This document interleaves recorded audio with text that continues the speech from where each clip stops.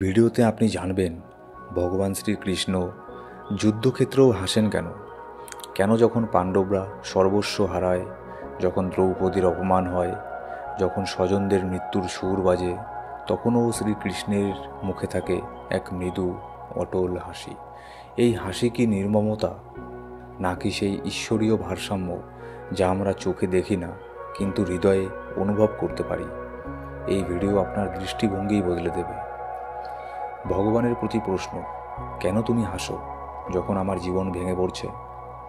আর ভগবান কৃষ্ণ বলেন, কারণ তুমি শুধু আজকের কষ্ট দেখছো আর আমি দেখছি পুরো কাহিনী। যুদ্ধক্ষেত্রে দাঁড়িয়ে যখন অর্জুন কাঁপছিলেন, তখন কৃষ্ণ ছিলেন স্থির। তার চোখে ছিল শক্তি, করুণা আর সেই চিরন্তন হাসি। কারণ তিনি জানতেন এই যুদ্ধ শুধু দেহের নয়, আত্মারও। অনেকেই ভাবেন, ঈশ্বর কি আমার কষ্ট দেখে হাসেন? না ভাই, শ্রীকৃষ্ণের হাসি কোনো ঠাট্টা নয়। ওটা হলো জ্ঞানের চুপচাপ এক প্রকাশ, যে জানে তুমি কষ্ট পাচ্ছ, কারণ তুমি শুধু দৃষ্টিকে দেখছো, দৃষ্টিকে পার হচ্ছ না।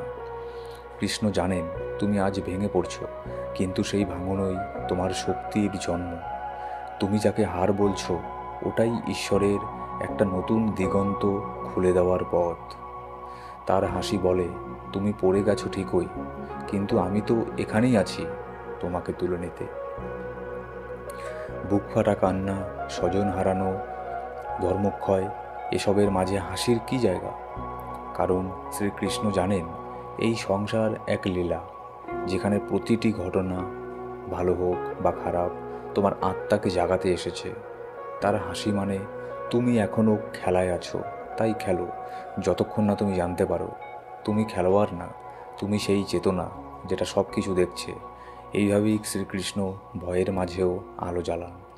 বন্ধুরা, আপনি যখন দুঃখে থাকেন, ভেঙে পড়েন, কিন্তু হঠাৎ মনে পড়ে শ্রীকৃষ্ণ তো আছেন, তিনি তো সব জানেন, আমি একা নই, তখনই আপনি কাঁদতে কাঁদতে একটা মুচকি হাসি দেন।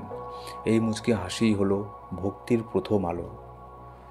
শ্রীকৃষ্ণের হাসি আমাদের শেখায়, যা যাচ্ছে তা যেতেই হবে, যা আসবে তা আসবেই, কিন্তু আপনি ভিতরে যতটা স্থির হবেন, ততটাই শ্রীকৃষ্ণ আপনার পাশে থাকবেন।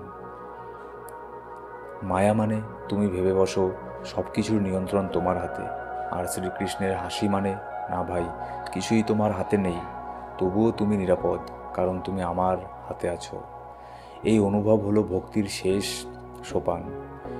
এখানে প্রশ্ন নয়, অভিযোগ নয়, শুধু এক বিশ্বাসপূর্ণ আত্মসমর্পণ থাকে, যেখানে আপনি বলেন, হে কৃষ্ণ, তুমি যেমন খুশি আমার জীবন নিয়ে খেলো, আমি তোমার হাত ছাড়ব না। আজকের পৃথিবীতে যদি আপনি একা পড়ে যান, যদি আপনার ভিতরে ঝড় বয়ে যায়, তাহলে শুধু একবার মনে করুন সেই হাসিটা ভগবান কৃষ্ণের, যিনি সমস্ত কষ্ট জানেন, তবুও আপনাকে ভরসা দিতে হাসেন। সেই হাসির ভেতরেই আছে আপনার মুখ্য, আপনার সাহস, আপনার চেতনতা। আপনি শুধু তার নাম নিন আর বলুন, হে কৃষ্ণ, আমিও হাসব, কারণ তুমিই আমার চালক। এই জীবন তোমার রথ, আমি শুধু যাত্রী। বন্ধুরা, যদি এই ভিডিও আপনাদের ছুঁয়ে যায়, তাহলে লাইক করুন, কমেন্ট করে জানাবেন আপনি কি অনুভব করলেন।